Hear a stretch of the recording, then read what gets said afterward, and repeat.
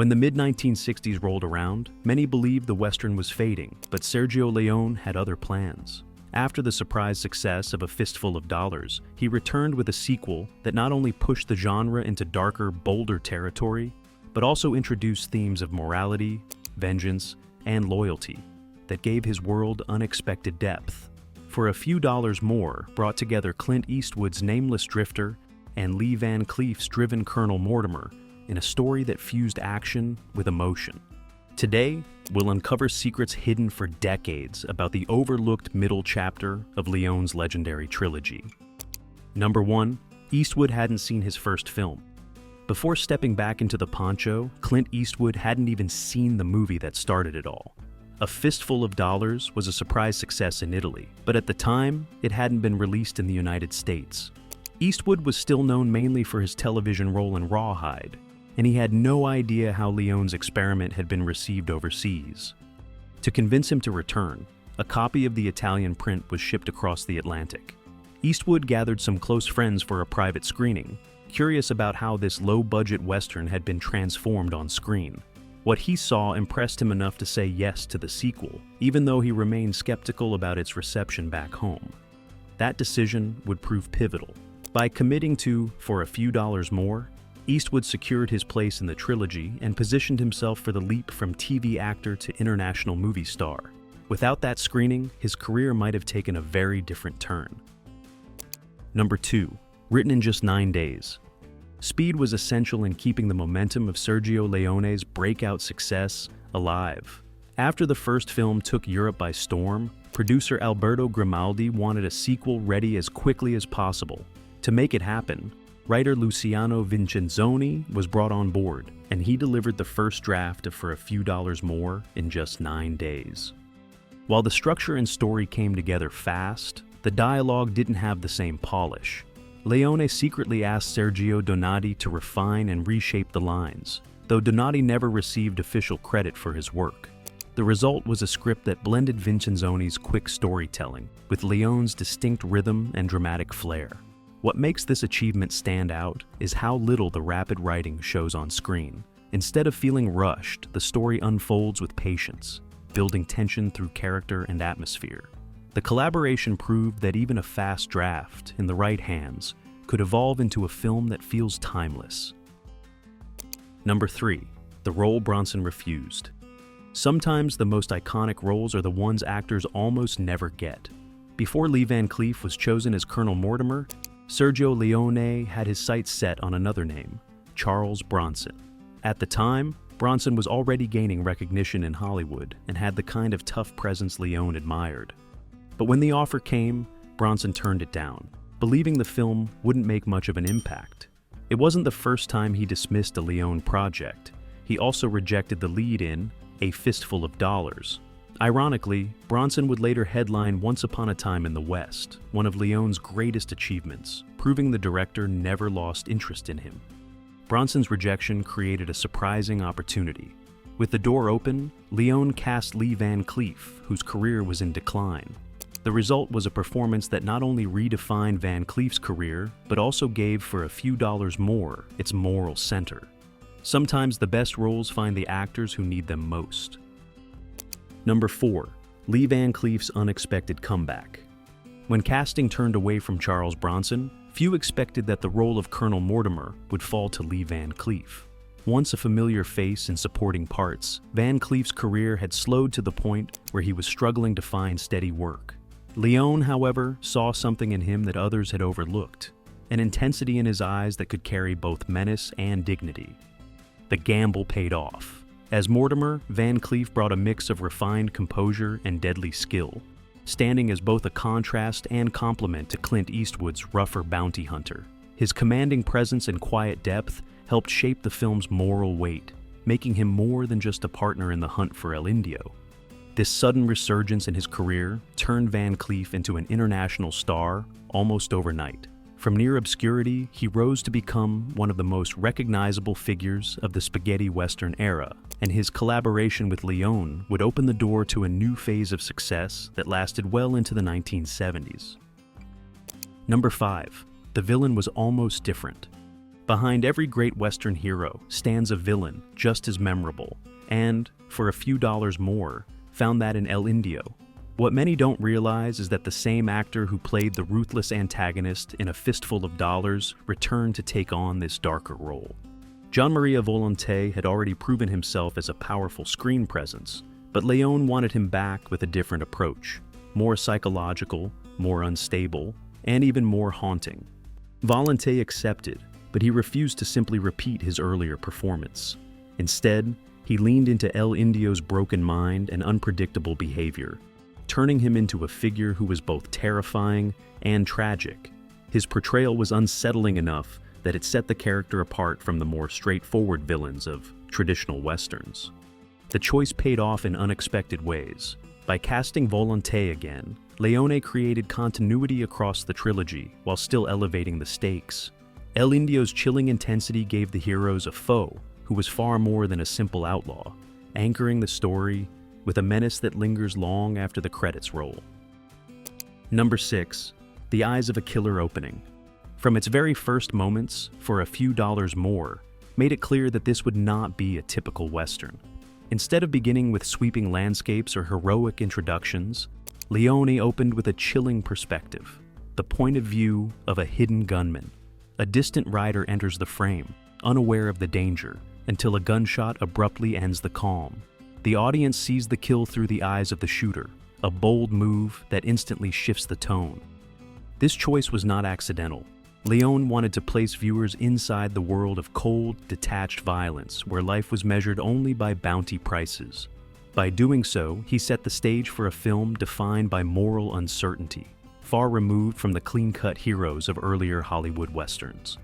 The sequence also established Leone's mastery of contrast. The vast silence of the open plains, broken suddenly by the violent act, prepared audiences for a story that would alternate between moments of stillness and bursts of intensity.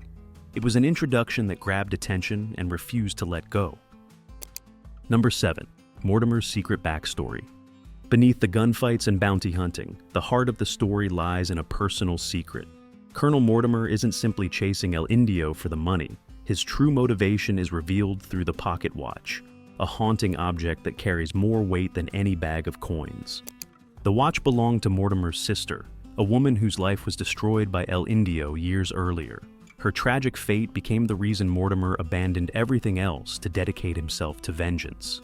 This hidden history gives his character a depth that stands apart from Eastwood's more mysterious drifter. When the truth comes to light, Mortimer's quest transforms from professional to deeply personal. It explains his relentless determination and why he will not rest until El Indio is gone. By giving Van Cleef's character such a profound emotional drive, Leone elevated For a Few Dollars more into more than just another Western. It became a story of loss, justice, and redemption. Number 8. Eastwood's hat trick duel. Not every memorable moment in For a Few Dollars More was carefully written into the script. One of the film's most playful scenes comes when Eastwood and Van Cleef test their skills by shooting each other's hats. The sequence serves almost like a gunfighter's version of a handshake, a duel of respect rather than a fight to the death. Leone added the scene to break the tension and show that even in a world of violence, there could be room for humor and gamesmanship. Watching two seasoned bounty hunters push the limits of precision shooting gave audiences a chance to smile before the story plunged back into darker territory. The hat trick also worked on another level. It highlighted the differences between the two men. Eastwood's character plays it cool, quick on the draw, while Mortimer shows patience and confidence. By the time their hats hit the dust, viewers understood these were equals, rivals destined to become allies. It's a lighthearted scene that remains one of the film's most quoted moments. Number 9. Moricone scored before filming began. One of the boldest creative choices behind For a Few Dollars More was Ennio Morricone composing the music before filming even started. Rather than having the score added in post-production, Leone wanted the rhythm of the movie to grow directly out of the music itself. On set, Leone played Morricone's haunting themes while filming, giving the actors and crew a tempo to move with. The result was a unique choreography where gunfights, standoffs, and even silences felt synchronized with the score. This approach gave the film an almost operatic rhythm, unlike the traditional westerns of the time. The collaboration between director and composer went far beyond a typical working relationship. Leone's vision relied on Morricone's sound, and Morricone's music became inseparable from the imagery. By scoring first, Leone ensured that the music wasn't just an accompaniment, it was part of the film's heartbeat. Number 10. The music box twist. The pocket watch in For a Few Dollars More isn't just a prop, it's the emotional core of the film. From its first appearance, its delicate chime unsettles both characters and audiences, signaling that something deeper connects Mortimer and Indio. With every duel, the melody grows heavier, almost as if the music itself carries the weight of memory and fate.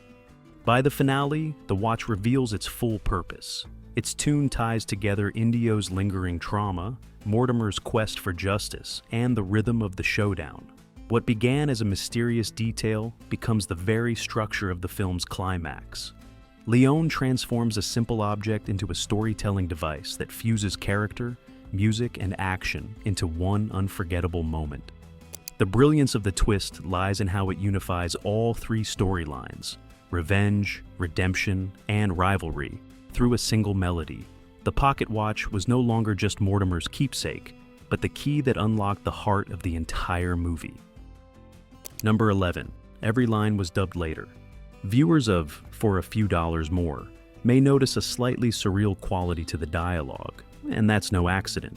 The film was shot without recording live sound, meaning every single line was dubbed later in post-production.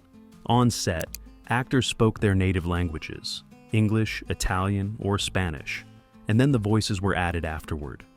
This method was common in European productions of the time, as it allowed international casts to work together without worrying about language barriers. But in Leone's hands, the approach added a dreamlike tone. The disconnect between lips and voices gave the movie an almost heightened reality, which fit perfectly with its operatic style. Though some critics initially found the dubbing unusual, it ultimately became part of the spaghetti western identity. Today, that slightly offbeat sound design is embraced as part of the film's unique atmosphere, setting it apart from the polished gloss of Hollywood westerns.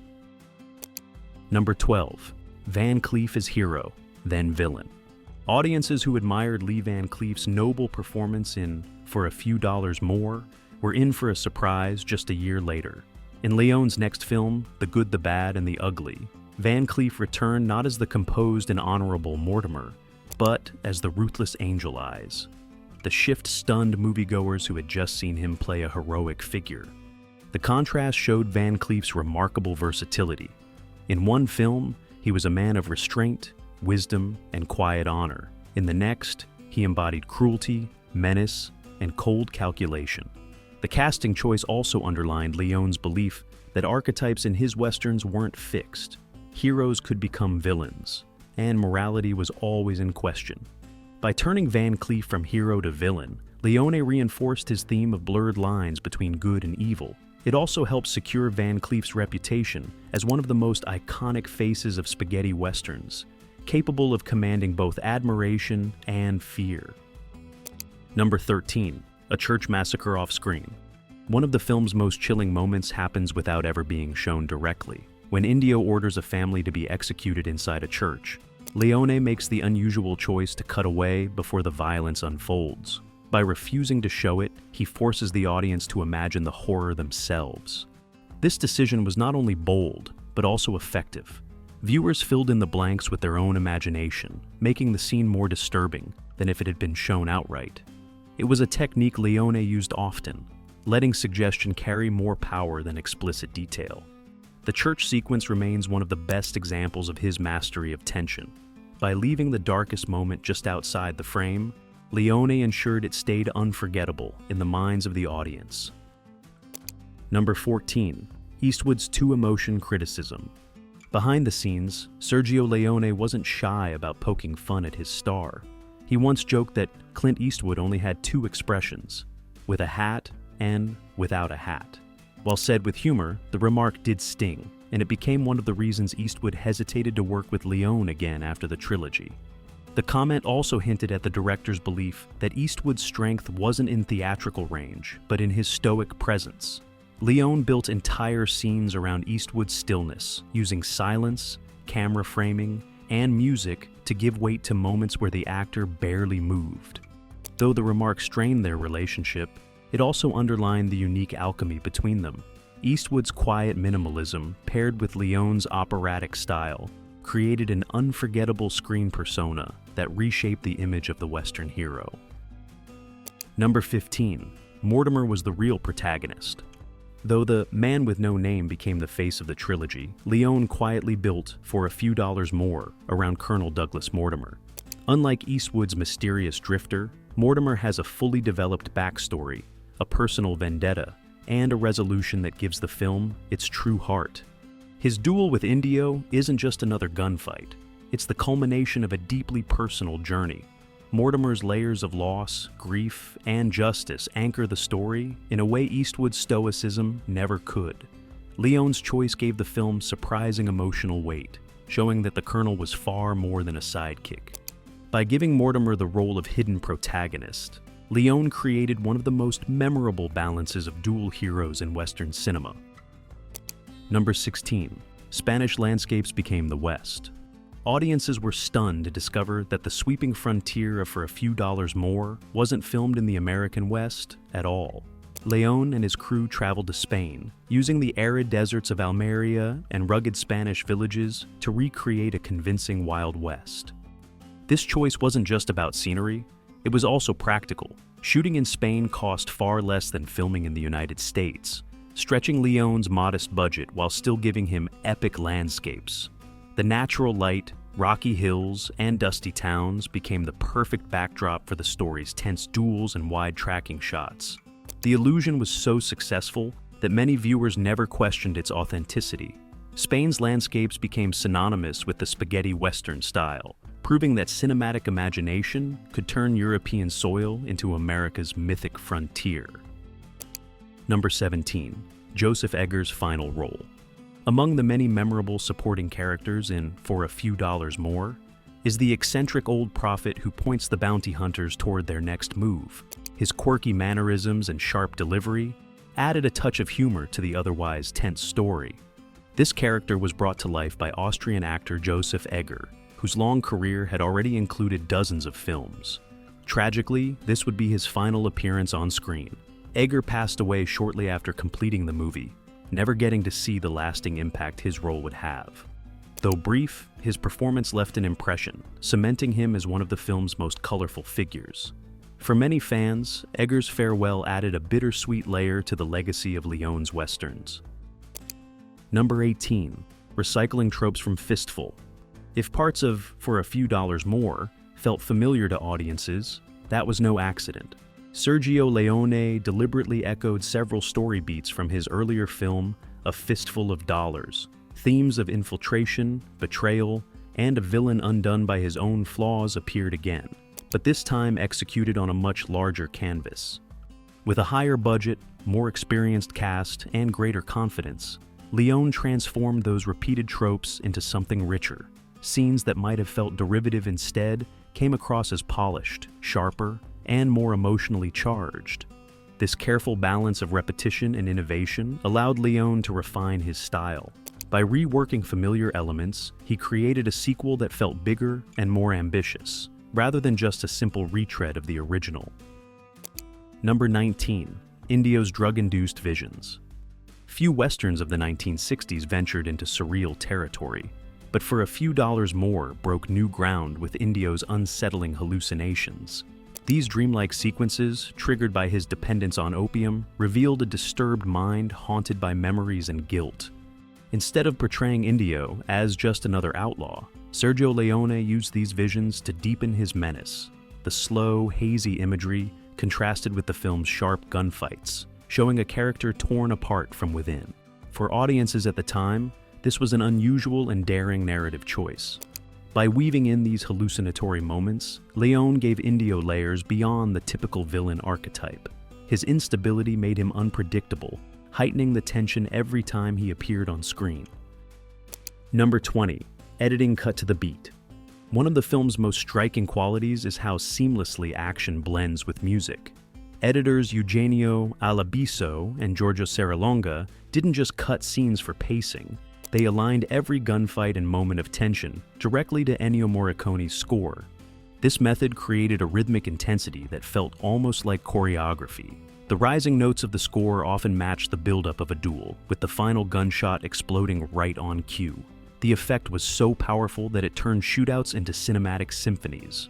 By cutting to the beat, Leone and his editors elevated ordinary gunplay into unforgettable moments of style and suspense. It was a bold technique that would influence filmmakers for decades to come. Number 21. A budget that stretched miles. Though it looks like a sweeping epic, For a Few Dollars More was made with a surprisingly modest budget of around $600,000. Instead of letting limitations hold him back, Sergio Leone turned them into opportunities. By choosing Spain's deserts as his backdrop and shooting in widescreen, he gave the film a scope that rivaled much more expensive Hollywood productions. Leone's knack for maximizing resources extended to costumes, props, and even sets, often reusing or repurposing materials without sacrificing authenticity. The result was a movie that looked grand and cinematic while costing only a fraction of typical westerns. This careful use of money not only proved Leone's creative genius, but also demonstrated how style and vision can matter more than dollars spent. Number 22. Two Watches, One Duel. The climactic showdown in For a Few Dollars More is among the most unforgettable in cinema history. As the music from Indos' pocket watch plays, tension mounts while Mortimer faces certain death. Just when it seems all is lost, the melody cuts off, only to resume from a second watch held by the man with no name. This brilliant twist not only shifts the duel's balance, but also ties the film's themes together. The watches symbolize time, memory, and justice, turning the shootout into more than just a battle of bullets. The perfect symmetry of this moment gave audiences one of the most satisfying payoffs in Western cinema, cementing the film's legacy as a masterclass in suspenseful storytelling. Number 23. Explosive box office success. What began as a modestly budgeted European Western quickly exploded into a worldwide hit. For a Few Dollars More earned over 3 billion lira in Italy and an impressive $25.5 million internationally. For a film made on a fraction of Hollywood budgets, this return was extraordinary. Its financial triumph proved that spaghetti westerns weren't just a passing curiosity, but a force capable of competing with mainstream American productions. The movie's success also secured Sergio Leone's reputation as a visionary director and opened the door for the trilogy's final, even more ambitious installment. The box office results showed the world that audiences were hungry for a darker, grittier kind of Western, and Leone had delivered it in spectacular fashion. Number 24. Reviving the Western genre. By the mid-1960s, Hollywood Westerns were losing their shine. Audiences had grown tired of predictable stories and clean-cut heroes. For a Few Dollars More helped flip the script, introducing moral ambiguity, flawed protagonists, and a new level of stylistic intensity. Sergio Leone's approach to violence, pacing, and visual grandeur breathed life back into a fading genre. His influence rippled across both European cinema and Hollywood, inspiring directors and reshaping the future of Westerns. Without Leone's bold vision, the Western might have remained a relic of the past. Instead, the film proved that audiences still crave frontier tales, just told with more grit and complexity. Number 25. The trilogy's emotional core. While many hail The Good, the Bad, and the Ugly as the most ambitious of Leone's trilogy, For a Few Dollars More is often considered its heart. The film blends gritty violence with deeply personal stakes, especially through Colonel Mortimer's story of loss and justice. This balance of action and emotion gave the movie a unique resonance. Audiences weren't just watching gunfighters clash. They were experiencing a tale of grief, revenge, and reluctant partnership. It elevated the film beyond spectacle, making it one of Leone's most human works. For many fans and critics, this emotional core is what makes For a Few Dollars More stand out. It isn't only about duels and bounty hunting. It's about the cost of vengeance and the fragile bonds that emerge in the harshest of worlds. Nearly 6 decades after its release, For a Few Dollars More continues to captivate audiences around the world, Its mix of gritty realism, stylish direction, and emotional storytelling carved out a new standard for the Western genre. From Morricone's haunting score to Leone's innovative visuals, the film remains a masterclass in how cinema can be both thrilling and deeply human. As the middle chapter of Leone's iconic trilogy, it bridged raw experimentation with polished artistry, leaving behind moments that still echo across film history. If you enjoyed this journey through the film's hidden secrets, don't forget to like and subscribe for more stories from the golden age of cinema. What's your favorite moment from For a Few Dollars More? Let us know in the comments below.